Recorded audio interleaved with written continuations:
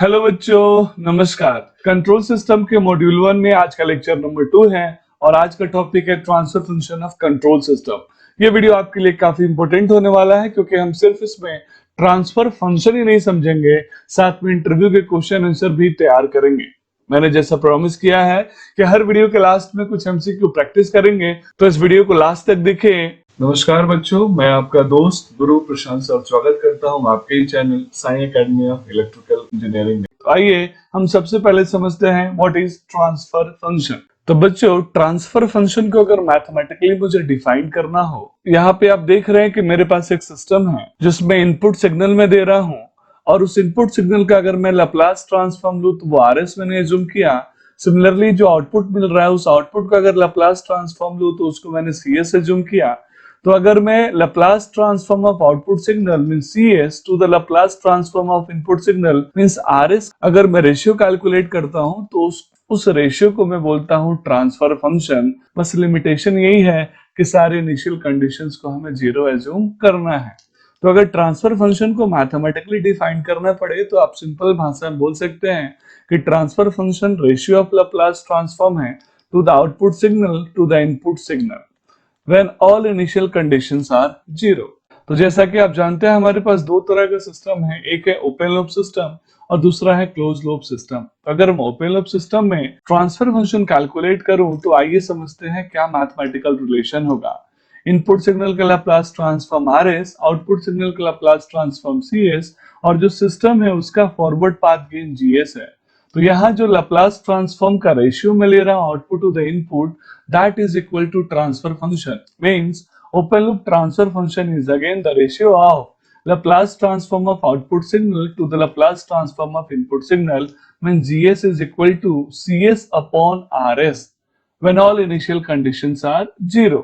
अगर बच्चों मैं इसी के साथ क्लोज लूप सिस्टम का ट्रांसफर फंक्शन कैलकुलेट करूं तो क्लोज लूप में जैसा कि हम लेक्चर 1 में पढ़े हैं फीडबैक सिग्नल होता है, means input signal RS, output signal CS, feedback signal HS और फॉरवर्ड पाथ गेन जीएस।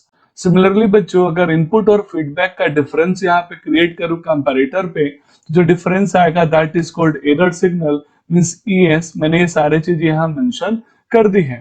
तो अगर मुझे क्लोज लूप सिस्टम का ट्रांसफर फंक्शन कैलकुलेट करना हो, it is the ratio of Laplace transform of output signal to the Laplace transform of input signal और ये value finally आता है GS upon 1 plus minus GS HS।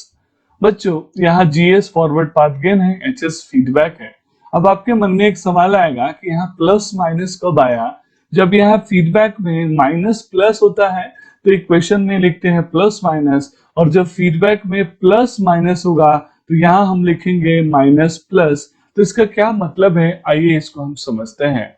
कि जैसा मैंने बताया फीडबैक दो तरह के होंगे, एक नेगेटिव फीडबैक सिस्टम जिसमें यहाँ साइन माइनस होगा, दूसरा पॉजिटिव फीडबैक सिस्टम जिसमें यहाँ साइन पॉजिटिव होगा। तो ये नेगेटिव और पॉजिटिव फीडबैक सिस्टम का मतलब क्या है?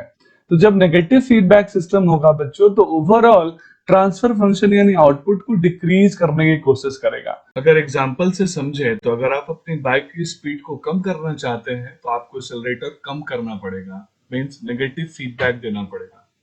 जैसा कि आप सिंपल मैथमेटिक्स में जानते हैं कि अगर मुझे ओवरऑल इस फंक्शन को डिक्रीज करना है विदाउट चेंजिंग न्यूमरेटर वैल्यू, अंश की वैल्यू को बिना चेंज किए, ओवरऑल वैल्यू तभी डिक्रीज होगा जब डिनोमिनेटर की वैल्यू इंक्रीज हो। और इसी डिनोमिनेटर की वैल्यू इंक्रीज करने के लिए नेगेटिव फीडबैक में यहाँ 1 में हम प्लस करते हैं, क्योंकि जब हम प्लस करेंगे तो वैल्यू बढ़ेगा और वैल्यू बढ़ने से ओवरऑल सिस्टम का जो ट्रांसफर फंक्शन है वो डिक्रीज होगा, आउटपुट की वैल्यू डिक्रीज होगी। सिमिलरली बच्चों अगर मेरे पास पॉजिटिव फीडबैक है, अगर एग्जांपल से समझे, सिमिलरली अगर आप बाइक की स्पीड को बढ़ाना चाहते हैं तो आपको उस समय पॉजिटिव फीडबैक देना पड़ेगा, मींस आपको एक्सेलरेटर को बढ़ाना पड़ेगा। मींस मुझे आउटपुट को बढ़ाना है और आउटपुट को बढ़ाने के लिए मुझे यहाँ डिनोमिनेटर की वैल्यू को घटाना पड़ेगा और डिनोमिनेटर की वैल्यू डिक्रीज हो इसके लिए यहाँ 1 में मुझे कुछ माइनस करना पड़ेगा।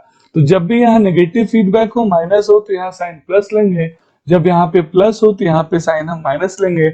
आप इस चीज को याद रखिएगा क्योंकि न्यूमेरिकल करते समय बच्चे अक्सर ये गलती करते हैं कि कब प्लस होगा कब माइनस होगा।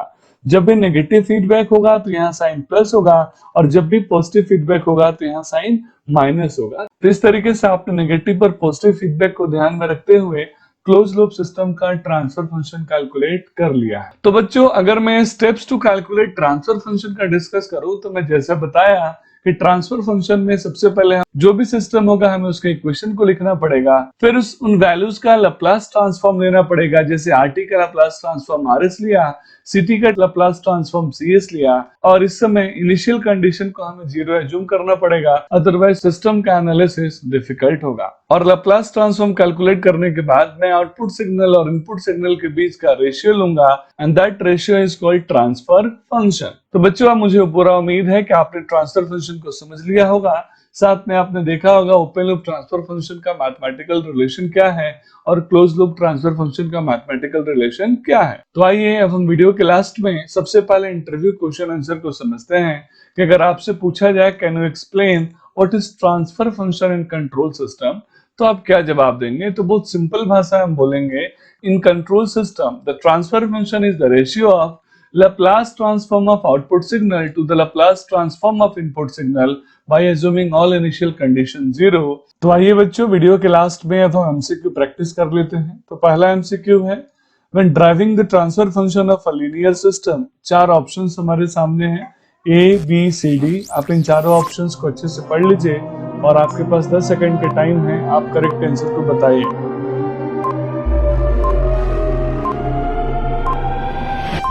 मुझे उम्मीद है आपने करेक्ट आंसर फाइंड आउट कर लिया है, और करेक्ट आंसर है that is C, means initial conditions are assumed to be zero but loading is taken into account. Next question हमारे सामने है, if the initial condition for a system are inherently zero what does it physically mean. चार option आपके सामने हैं, चारों option को अच्छे से पढ़िए।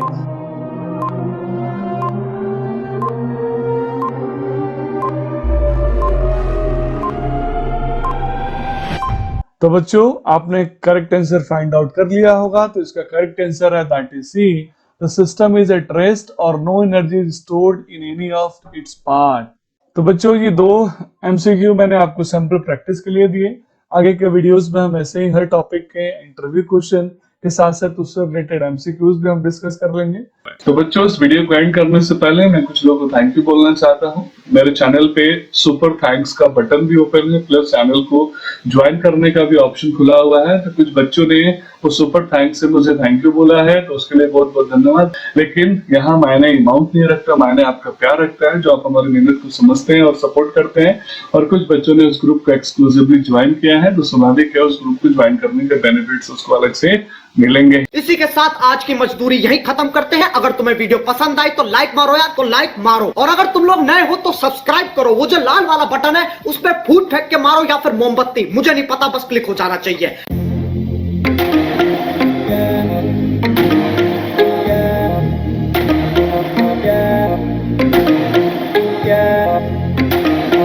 Yeah.